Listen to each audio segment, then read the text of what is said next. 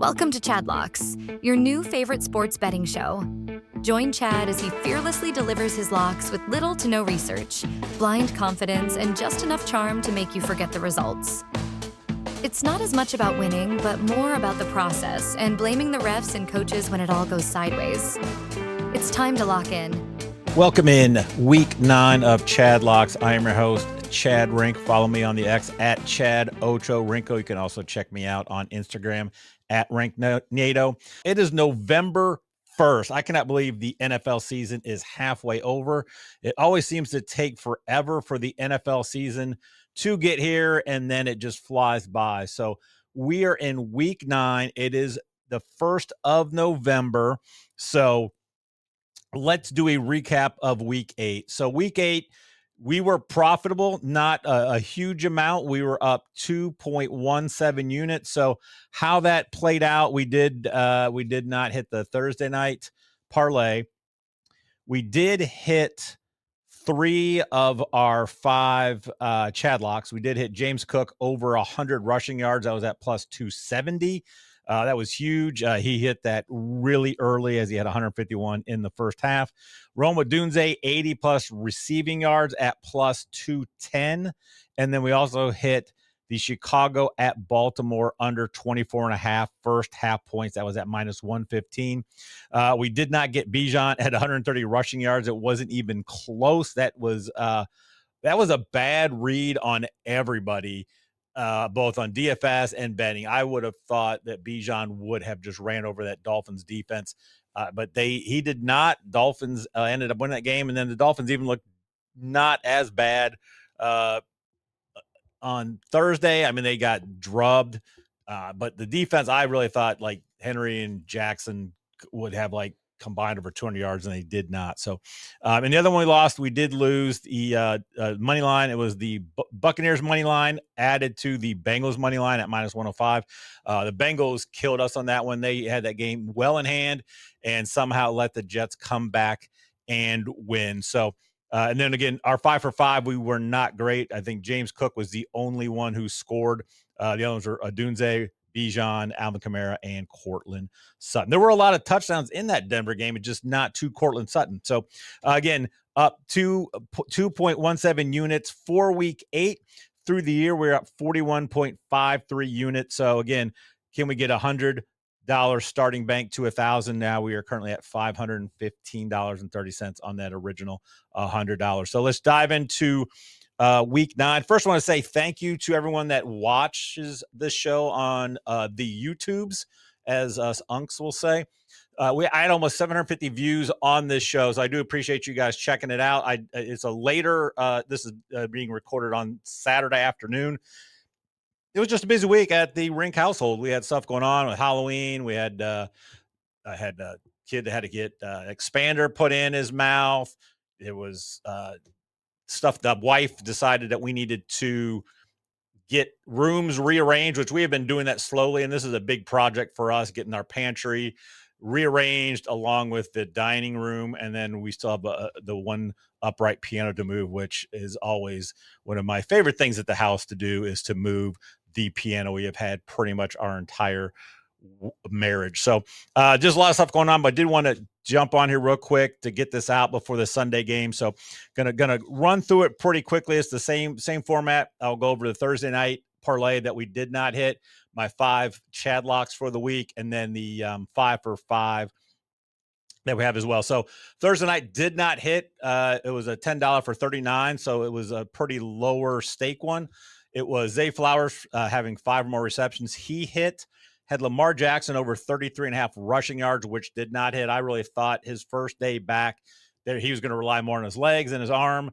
His 4 touchdown passes proved otherwise. And then they just had that game well in hand most of the time, especially after that horrible personal foul call on Ollie Gordon when he slipped and kind of blocked the guy low, even though it wasn't. He just really slipped. That really, I think, killed the momentum for the Dolphins, as that would have given a 1st and goal at the 8. And I think it just really could have made the game a little bit different. And then I had a Derrick Henry touchdown, anytime touchdown, did not hit. That really hurt me because I had taken Henry in the Splash Sports touchdown eliminator challenge that someone had put out. I was one of 42 remaining of originally 1,450 folks. So that really killed me, taking me out of that. And the pot was at $35,000. So whoever was remaining was going to win that or split if there were two people or four, however many were left. So that really hurt. He had that 6-yard run that got him to the one on their first touchdown drive. They gave him the ball and he lost a yard, and they threw it to Andrews. And then there were a couple other times I got inside the 10, once inside the 5, and he did not get a carry. So it really it just hurt, because now I'm done.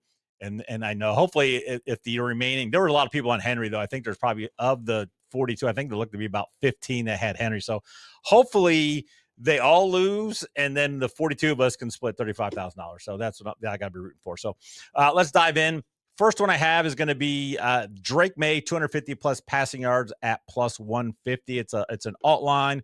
They're playing the Falcons. They're at home. Falcons have a decent defense. I know Stevenson's going to be out, so you would imagine that Travion Henderson would be getting the bulk of the carries and finally show what he has and why they drafted him with the second round pick. But who knows? I just think Drake May has looked great. This should be a competitive game, and I think he's going to hit that 250 passing yards, and I like that at 150. Next one is Christian Watson, 50 plus receiving yards at plus 165. Watson came back last week, looked good. Love was looking his way. He's the one receiver that the Packers have that really has that deep down the field, big play ability. So he could get this on one catch. I think they're going to go to him. I know Tucker Kraft has been phenomenal, but I really like this play. He's in a good matchup. They're playing Carolina. Carolina's defense is not good, so I think the Packers can move the ball without real resistance. They will score a lot. So I just, Watson to get 50 yards. I'm liking that at plus money. Another 50-yard receiving play is going to be Alec Pierce for the Indianapolis Colts, 50-plus receiving yards at plus 130. They're playing the Steelers. We know how porous that Steelers defense has been. And Indy has just really rolled, and it's just looked great pretty much every game they have played this year. So I think this is going to be could be a higher scoring game, especially on Indy's side. I think the Steelers are probably going to try to limit Jonathan Taylor as much as they can. So I think the passing game will be open. And I think it's Pierce, Downs, Pittman could all have decent games. I happen to choose Pierce. He's another one that could catch a 45-yarder and then just needs one more to get us there at 50. So it's again at plus 130. Next one is an alternate. No, it's not the alternate spread. It is the spread. It's the Charger. It is an alternate spread. Chargers minus 11.5 at plus 134. All these are on Bet 365. That's the one book that I usually use the most.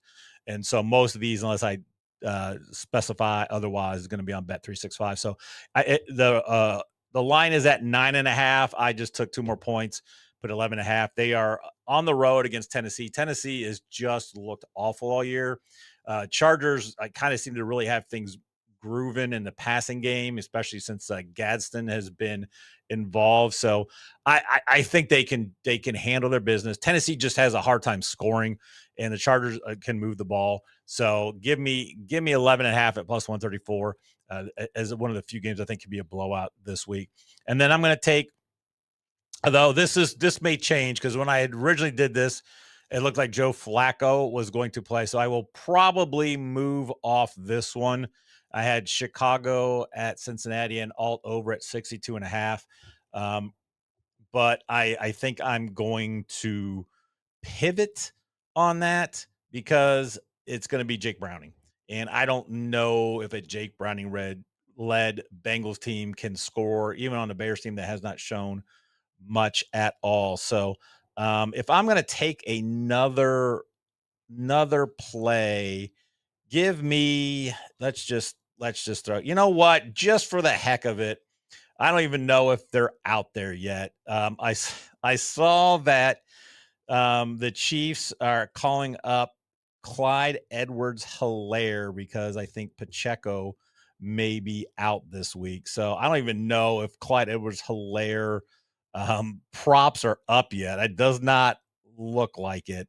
I was gonna maybe take his touchdown and see where it's at. Okay, let's go a Clyde Edwards-Helaire anytime touchdown at plus 700. Why not? He's Clyde Edwards-Helaire. So let's do that. I don't think that Bengals Bears game is going to be as high scoring as I thought, just because Jake Browning is at the helm for the Bengals. I still think the Bears can pretty much score at will. Swift will miss, so Monungai is a nice play. Let me see. Maybe I like Monungai more than that Edwards-Helaire play, because what's Monungai at 100 rushing yards? I don't even know what his because I know they weren't out earlier because there was the Swift news. So Monungai's over under is at 75.5. Do I want to go to 100? 100 at 250. It is the Bengals. Let's do it. I think they'll be in it. Let's go instead of the Clyde Edwards, let's go Kyle Monungai, 100 rushing yards plus 250. So that'll be our 5. Monungai, 100 rushing yards plus 250. Chargers minus 11.5. Alec Pierce, 50 yards receiving. Christian Watson, 50 yards receiving. And Drake May, 250 passing yards. So those would be our 5 official plays. Then we'll hit the 5 for 5. So I like to do a lot on the 5 for 5. I like to have it very running back heavy because I just think you can kind of predict some of their touches. They tend to get the ball a lot more and than the receiver does, obviously. And the receiver just is a lot of times depending on how good the quarterback's looking. So, but this week's a little different. I just have 1 running back and 5 wide receivers. So our 5 for 5 this week is going to be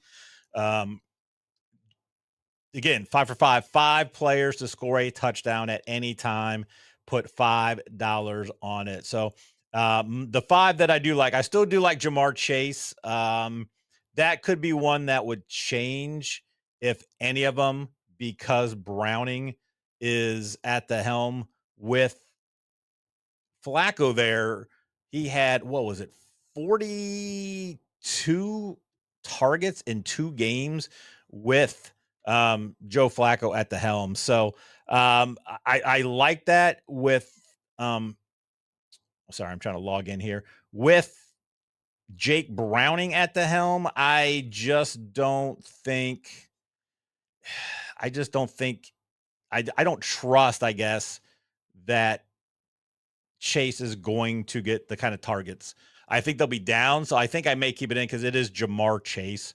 And I've already placed this bet. This is why I'm trying to look at this to see what the odds that I had down on it. So, okay, so I'm taking Jamar Chase and I'm taking Rome Odunze. So I'm taking 2 receivers in that Bears-Bengals game. I do like that to each score a touchdown. I'm taking Christian Watson. I just like his matchup against the Panthers for him getting 50 yards, him getting back involved in the offense. So let's get him to score.